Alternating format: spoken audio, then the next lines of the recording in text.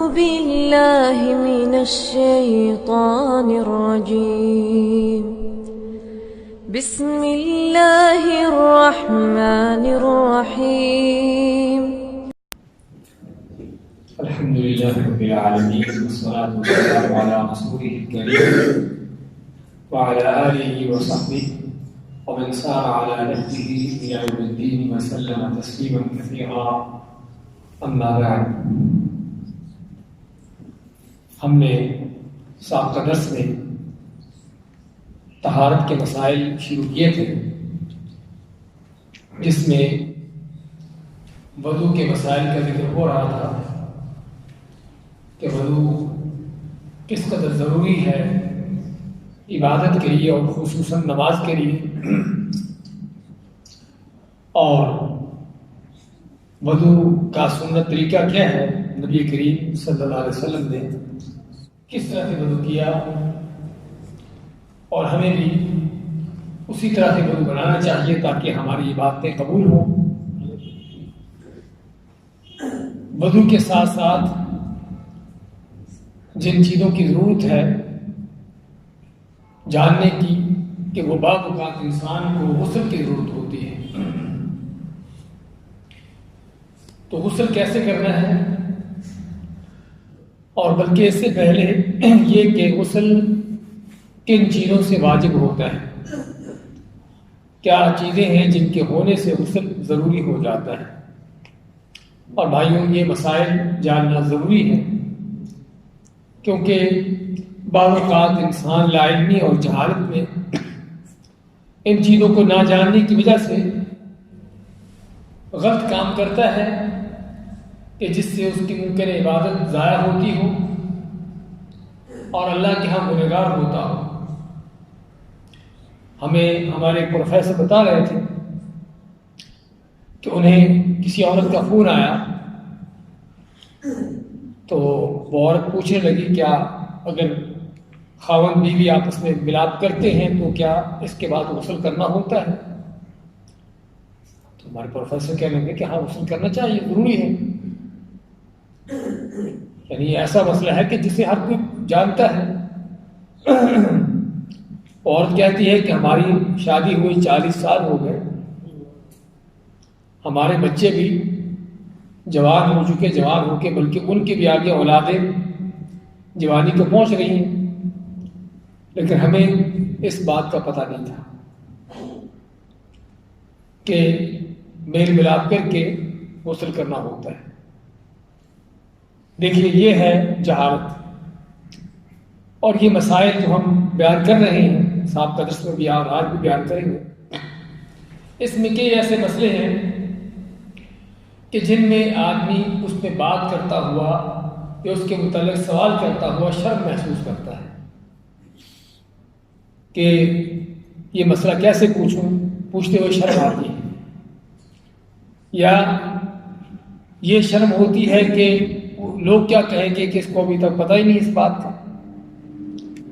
امام مجاہد رحمۃ اللہ علیہ فرماتے ہیں، جس طرح کہ صحیح بخاری، امام بخاری رحمۃ اللہ علیہ ان کا قول نقل کے ذکر کیا ہے، فرماتے ہیں لا يتعلم الاثنان او لا يتعلم الاثنان، کہ دو طرح کے لوگ ہیں جو کبھی علم نہیں سیکھ سکتے۔ وہ کون ہیں؟ المستكبر والمستحی۔ ایک وہ آدمی جو تکبر میں ہے کہ مجھے ہر چیز کا پتہ ہے، میں ہر بات جانتا ہوں، اور آج ہمارے ہاں ایسے لوگوں کی کمی بھی نہیں ہے کہ جن کا یہ حال ہے، جاہل ہوتے ہیں پرلے درجے کے، لیکن ہمیں ہر چیز کا پتہ ہے، ہم سبھی کو جانتے ہیں۔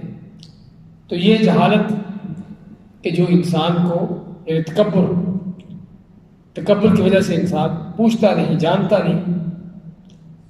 اور دوسری چیز کیا ہے کہ جو شرم کھاتا ہے، شرم کرتے کوئی بات نہیں پوچھتا کہ لوگ کیا کہیں گے۔ حالانکہ اسی موضوع کو اگر ہم نے شروع کیا ہے تو تھوڑی بات آپ کو بتاتے چلے جائیں۔ صحابہ کرام کے مرد تو مرد، حتیٰ کہ ان کی عورتیں بھی ایسے مسائل نبی کریم علیہ السلام سے پوچھتی کہ نبی کریم علیہ السلام کو انہیں جواب دیتے ہوئے شرم آتی یعنی انہیں جواب دیتے ہوئے شرما جاتے، لیکن چونکہ دین کے مسائل تھے، پوچھنے والوں کا فرض بنتا تھا پوچھنا، اور رسول کریم صلی اللہ علیہ وسلم کا فرض پر ہوتا تھا بتانا۔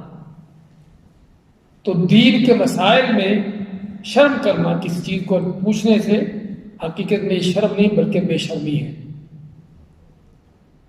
بات سمجھا رہے ہیں کہ دین کا کوئی مسئلہ معلوم کرنے کے لیے شرم کھایا آدمی کہ میں کیسے پوچھوں گا، شرم آتی ہے اس لیے بات کرتے ہوئے، حقیقت میں یہ شرم نہیں بلکہ بے شرمی ہے، بے حیائی ہے، بے دینی ہے، کہ جس کی وجہ سے آدمی غلط کام کرتا ہے لیکن صحیح بات کو معلوم کرنے کی اس کو توفیق نہیں ہوتی۔ اصل جہالت حماقت یہ ہے۔ اس لیے ان مسائل کو معلوم کرنا چاہیے، ان کو بیان کرنا چاہیے، ان کا ذکر ہونا چاہیے جن کی ہم کو ضرورت ہے۔ اللہ نے اگر قرآن کریم میں جہانوں کے رب نے، رب العالمین نے اس طرح کی باتوں کو بیان کرتے ہوئے کوئی شرم محسوس نہیں کی، شرم ہے یعنی ان چیزوں کو کھلے طور پر بیان کیا ہے، تو پھر ہم اور کون ہوتے ہیں کہ دین کے ان مسائل کو معلوم کرنے کے لیے یا بات کرنے کے لیے شرم کھائیں؟ یہ حقیقت میں جس طرح ذکر کیا کہ بے وقوفی اور حماقت ہے۔ اس لیے ان مسائل کو بیان کرنا چاہیے، علماء کو، عوام الناس کو، لوگوں کو ان کے متعلق پوچھنا چاہیے، تاکہ واقعی ہم اللہ کے صحیح دین کو معلوم کر کے جان سیکھ کر اس پر چل سکیں۔ تو بات کر رہے تھے کہ غسل کا طریقہ تو ہم انشاءاللہ بتاتے ہیں آپ کو، جو کہ صحیح حدیث میں ہے، لیکن اس سے پہلے غسل کن چیزوں سے واجب ہو جاتا ہے، جن کو موجبات الغسل کا نام دیا جاتا ہے، وہ کیا کیا چیزیں ہیں؟ اس میں ہم بہت سی چیزیں جانتے ہیں۔ ایک تو خاوند بیوی کا ملاپ ہو جانا، چاہے اس میں منی نازل نہ بھی ہو، خارج نہ بھی ہو، تب بھی غسل واجب ہو جاتا ہے۔ مرد کو بھی عورت کو دونوں کو غسل کرنا ہوگا۔ اسی طرح بعض اوقات بغیر ملاپ کے ہی منی خارج ہو جاتی ہے، یعنی احترام ہو جاتا ہے۔ جس طرح آدمی سویا ہوا ہے، خواب دیکھتا ہے، اس طرح کی چیز دیکھتا ہے، احترام ہو جاتا ہے۔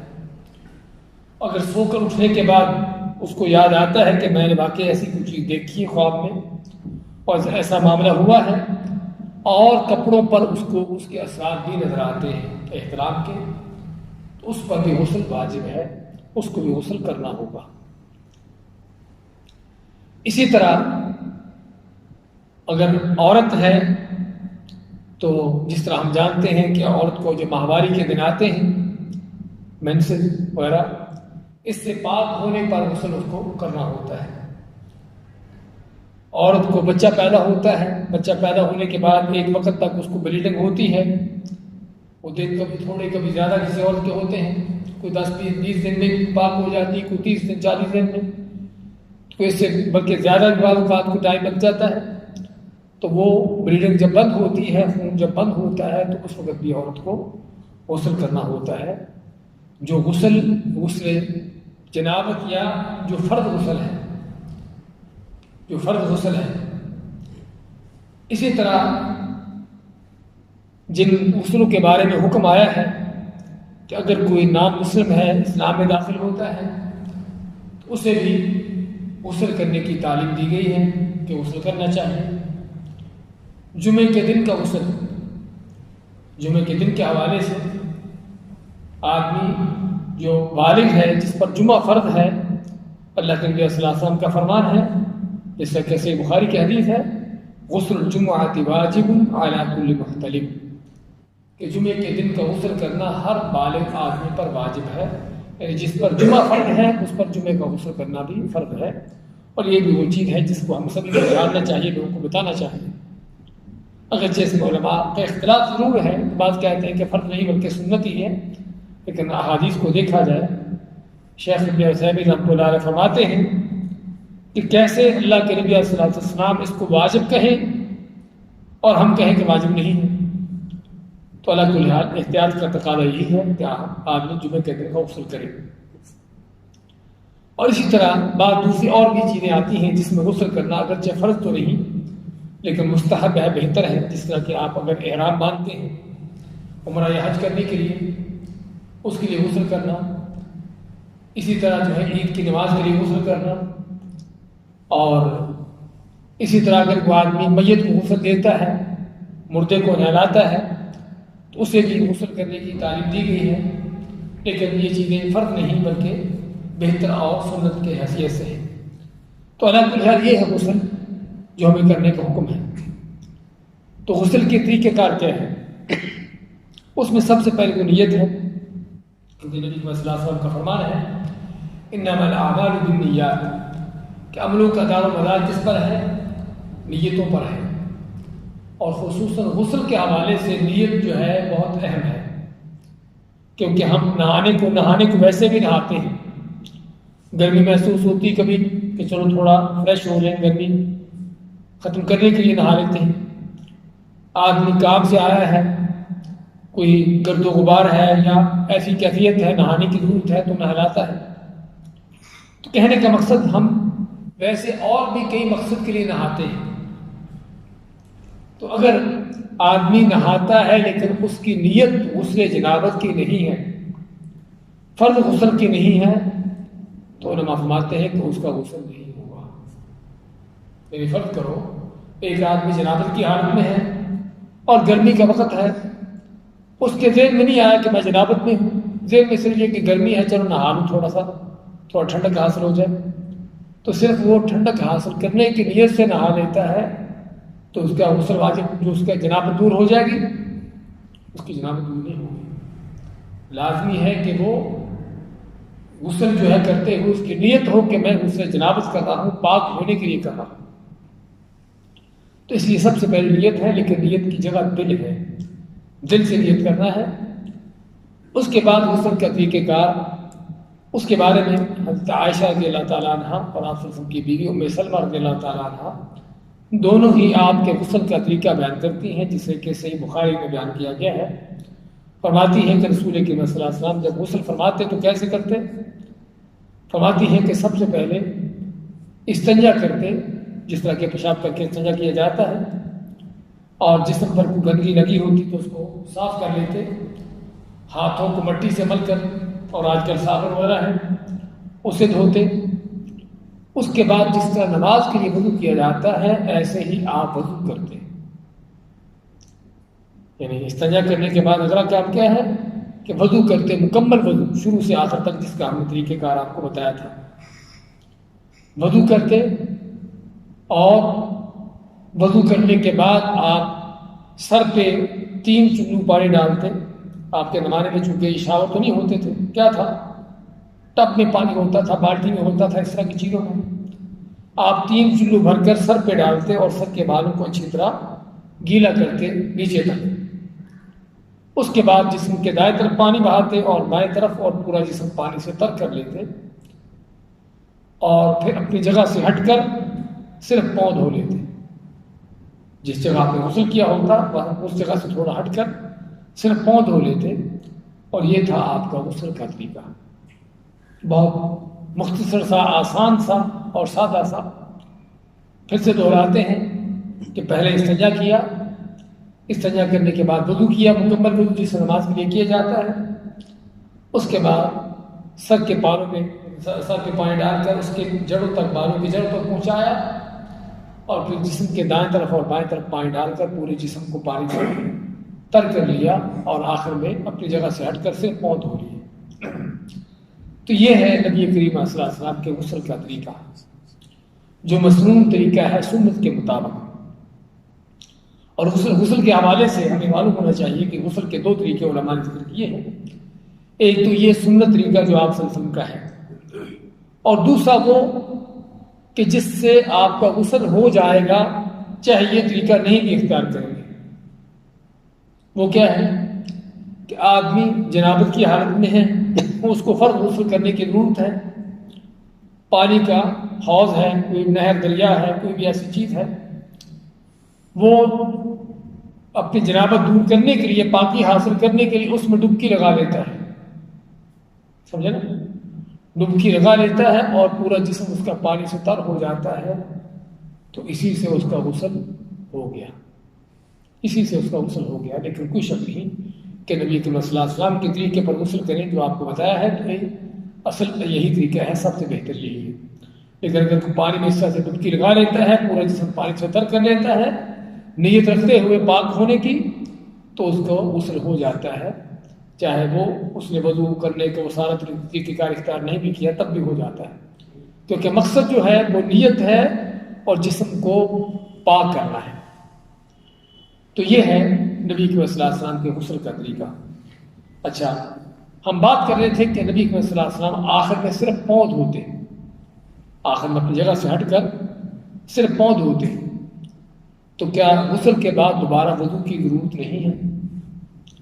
ہاں، اصل طریقہ تو یہی ہے کہ اگر آپ کا وضو باقی ہے، وضو نہیں ٹوٹا، تو آپ صرف پاؤں دوبارہ دھو لیں گے آخر میں، اور آپ کا غسل ہو جائے گا۔ وضو بھی آپ کا باقی ہے جو آپ نے شروع میں کیا تھا، وضو بھی کرنے کی ضرورت نہیں، اور آپ اسی طرح سے نماز پڑھ سکتے ہیں۔ لیکن اگر غسل کرتے ہوئے آپ کا وضو ٹوٹ جاتا ہے تو پھر آپ کو غسل کے بعد دوبارہ وضو بنانے کی ضرورت ہے۔ اور یہاں پر ہمیں یہ بھی جاننا بہت ضروری ہے کہ وضو کن چیزوں سے ٹوٹتا ہے، کیا کیا چیزیں ہیں کہ جن سے وضو ٹوٹتا ہے؟ کیا خیال آپ بھائی بتائیں گے؟ کیا کیا چیزیں ہیں؟ میں حمام میں گیا تو وضو ٹوٹ جائے گا۔ حمام میں جانے کا مطلب یعنی پیشاب پخانہ، بلکہ پیشاب پخانے کی جگہ سے کوئی بھی چیز نکل آتی ہے تو وضو ٹوٹ جاتا ہے۔ پیشاب پخانے کی جگہ سے کوئی بھی چیز نکل آتی ہے، چاہے پیشاب پخانہ ہو، ہوا خارج ہونا ہو، خون نکل آئے پیشاب پخانے کی جگہ سے، تو اسے وضو ٹوٹ جاتا ہے۔ اس کے علاوہ نیند آنے سے، آدمی گہری نیند، ایسی نیند سو جائے کہ جس میں اس کے ہوا خارج ہونے کا امکان ہو، یا تو لیٹ کر سویا ہو، چاہے گہری نیند نہ بھی ہو، اور یا پھر ٹیک لگائی ہو، ایسے ریلیکس انداز سے وہ ٹیک لگا کے ٹیک لگائی ہو یا تھوڑا ٹیڑھا ہو کے بیٹھا ہو کہ جس میں ہوا خارج ہونے کا امکان ہو، تو اس سے بھی وضو ٹوٹ جاتا ہے۔ لیکن اگر آدمی اس انداز سے بیٹھا ہے سیدھا بالکل کہ جس میں ہوا خارج ہونے کا امکان نہ ہو، تو اس سے وضو نہیں ٹوٹتا۔ دلیل کیا ہے کہ رسول کریم صلی اللہ علیہ وسلم کے زمانے میں صحابہ کرام نماز کے لیے انتظار کے لیے بیٹھتے، عشاء کی نماز کے انتظار کے لیے بیٹھتے، اور بیٹھے بیٹھے اپنی جگہوں پر سو جاتے، حتیٰ کہ ان کے سر جھکتے، نیند کی وجہ سے ان کے سر جھکتے، یعنی سوئے ہوتے تھے۔ اور پھر نبی کریم صلی اللہ علیہ وسلم جب نماز کے لیے آتے تو نماز کے لیے کھڑے ہو جاتے بغیر وضو کیے، اور آپ صلی اللہ علیہ وسلم ان کو دیکھ رہے ہوتے کہ اس طرح سے بیٹھے ہوئے تھے، ان کو نیند آ رہی تھی، سو رہے ہوتے تھے بیٹھے بیٹھے، تو آپ ان کو وضو کرنے کا حکم نہ دیتے۔ تو اس بات کی دلیل ہے کہ اگر آدمی ایسی کیفیت میں بیٹھا ہو کہ جس میں ہوا خارج ہونے کا امکان نہ ہو اور نیند آ جائے تو اس نیند سے وضو نہیں ٹوٹتا، لیکن اگر ریلیکس حالت میں ہو تو پھر اس کو نیند آنے سے وضو ٹوٹ جاتا ہے، اس کو وضو بنانا ہوگا۔ اور اگر نیند سے وضو ٹوٹتا ہے تو نیند سے بھی زیادہ چیزیں ہیں جو نیند کی طرح کی ہیں۔ کیا ہے؟ بے ہوشی۔ آدمی اگر بے ہوش ہو جائے نیند میں تو پھر بھی آدمی کو تھوڑا بہت احساس ہوتا ہے، بے ہوشی تو اس سے بڑھ کر ہے۔ اگر آدمی بے ہوش ہو جاتا ہے، چاہے وہ بے ہوشی کسی بیماری کی وجہ سے ہو، یا بعض اوقات کوئی آدمی یعنی کہ انیستھیسیا وغیرہ کوئی ایسی میڈیسن لیتا ہے کہ جس سے بے ہوش ہو جائے، تو بے ہوشی سے بھی وضو ٹوٹ جاتا ہے، کیونکہ آدمی کو بے ہوشی کے حال میں پتہ نہیں کہ اس کے ساتھ کیا ہو رہا ہے۔ اور کیا چیز ہے؟ ہاں، کوئی ایسی چیزیں بھی ہیں جس میں علماء کے اختلافات ہیں، انہی میں سے اونٹ کا گوشت کھانے سے، اونٹ کا گوشت کھانے سے، جس کے بارے میں نبی صلی اللہ علیہ وسلم سے پوچھا گیا کیا اونٹ کا گوشت کھا کے وضو کریں، تو آپ فرمایا کہ نعم، ہاں اونٹ کا گوشت کھا کے وضو کرو۔ حالانکہ آپ نے بکری کا گوشت یا دوسری چیزوں کے گوشت کھا کے اس کا وضو کرنے کا حکم نہیں دیا۔ یہاں پر سوال یہ پیدا ہوتا ہے کہ اونٹ کا گوشت کھا کے کیوں وضو کرنے کا حکم دیا گیا؟ کیونکہ بعض دوسری احادیث میں ہے کہ اونٹ کے اندر شیطانی مادہ ہے، اور ان کو آپ جانتے ہیں بڑا سرکش قسم کا جانور ہے، جب دشمنی پر اتر آتا ہے، کسی کے ساتھ دشمنی کرتا ہے، تو پھر بڑا اس کے اندر وہ یعنی کہ ایسی دشمنی ہوتی ہے کہ جب تک بدلہ نہیں لے لے اس وقت تو چھوڑتا نہیں. اور انسان جو چیز کھاتا یا پیتا ہے اس چیز کا اس کے اوپر اثر ہوتا ہے. اسی لیے ہمیں درندے کھانے سے منع کیا گیا. شیر چیتے وغیرہ کوئی بھی اس طرح کے درندے کھانے سے کیوں منع کیا گیا؟ کیونکہ وہ درندے ہیں، چیر پھاڑ کرتے ہیں. تو انسان تاکہ ایسی چیزیں کھا کر اس کے اندر بھی یہ چیز پیدا نہ ہو جائے. سور کھانے سے منع کیا گیا کیونکہ سور بے غیرت قسم کا جانور ہے، گندا جانور ہے، تاکہ اس کے کھانے والوں کے اندر بھی وہ گندگی پیدا نہ ہو جائے. اسی طرح اونٹ اگرچہ حلال ہے، اللہ نے اس کو حلال کیا ہے، لیکن اس کے اندر جو تھوڑا سرکشی کا مادہ ہے، اس طرح کی چیز ہے، اس کو ختم کرنے کے لیے وضو کرنے کا حکم دیا گیا ہے. اور کیا چیز ہے؟ ہاں، بات کرنا بھائی جو ہمارے اصل غسل کا موضوع ہے کہ شرمگاہ کو ہاتھ لگانے سے بغیر کپڑے کے جان بوجھ کر، اور یہ میں اس لیے کہہ رہا ہوں کیونکہ اس میں دو طرح کی حدیثیں ہیں.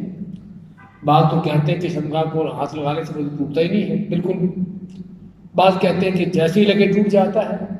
لیکن دونوں حدیثوں کو دیکھا جائے تو معلوم یہ ہوتا ہے، جس میں کہ تیمیہ رحمۃ اللہ علیہ فرماتے ہیں کہ شرمگاہ کو اگر آدمی جان بوجھ کر ہاتھ لگاتا ہے بغیر کپڑے کے تو اس کا وضو ٹوٹ جاتا ہے. لیکن اگر ہاتھ ٹچ ہو گیا ویسے ہی بغیر آپ کے ارادے کے تو آپ کا وضو نہیں ٹوٹے گا. آپ کو وضو نہیں ٹوٹے گا کیونکہ حدیث کے الفاظ اسی طرح سے اسی بات پر دلالت کرتے ہیں. تو غسل کے دوران اگر آپ کا ظاہری بات شرمگاہ کو ہاتھ لگتا ہے، بعض اوقات اپنے صابن وغیرہ لگاتے ہوئے اس طرح کی چیز کرتے ہو، تو پھر آپ کو دوبارہ وضو کرنا ہوگا. اور کون سی چیز ہے کہ جس سے وضو ٹوٹ جاتا ہے؟ ہر وہ چیز جس سے غسل واجب ہو جاتا ہے. ایک فارمولہ سمجھیے، ہر وہ چیز جس سے غسل واجب ہو جاتا ہے، جس کا بھی ہم ذکر کر رہے تھے، اگر غسل واجب ہو گیا تو وضو بھی ٹوٹ گیا. سمجھیں؟ وضو بھی ٹوٹ گیا. بیوی سے ہم بستری کرنے سے، احتلام ہو جانے سے یعنی کہ منی خارج ہو جانے سے، اس طرح کی چیزوں سے.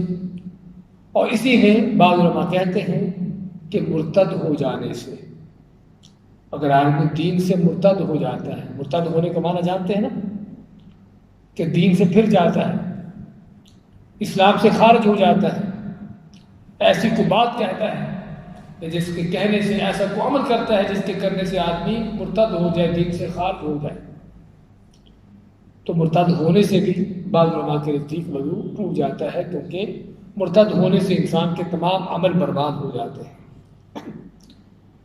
اور بھی کچھ چیز ہے کہ جس سے وضو ٹوٹتا ہے.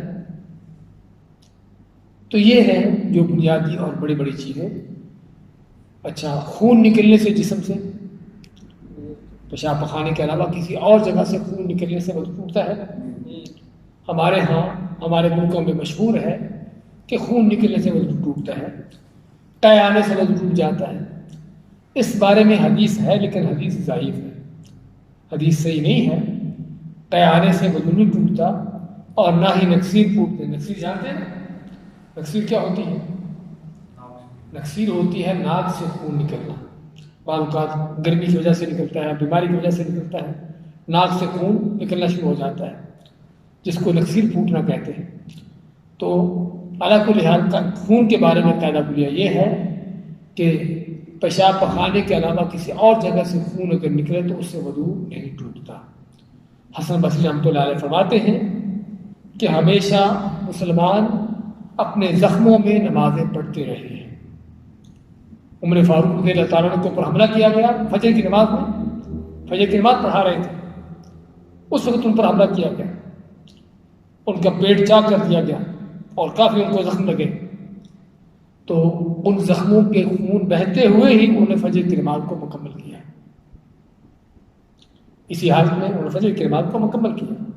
اور اس طرح کے ہمیں ایک نہیں بلکہ دسیوں سینکڑوں واقعات ملتے ہیں صحابہ کرام کے کہ وہ اپنے زخموں میں ہی، زخموں سے خون بہ رہا ہوتا اور اسی حالت میں نماز پڑھتے تھے، جس کا معنی یہ ہوا کہ خون نکلنے سے وضو نہیں ٹوٹتا.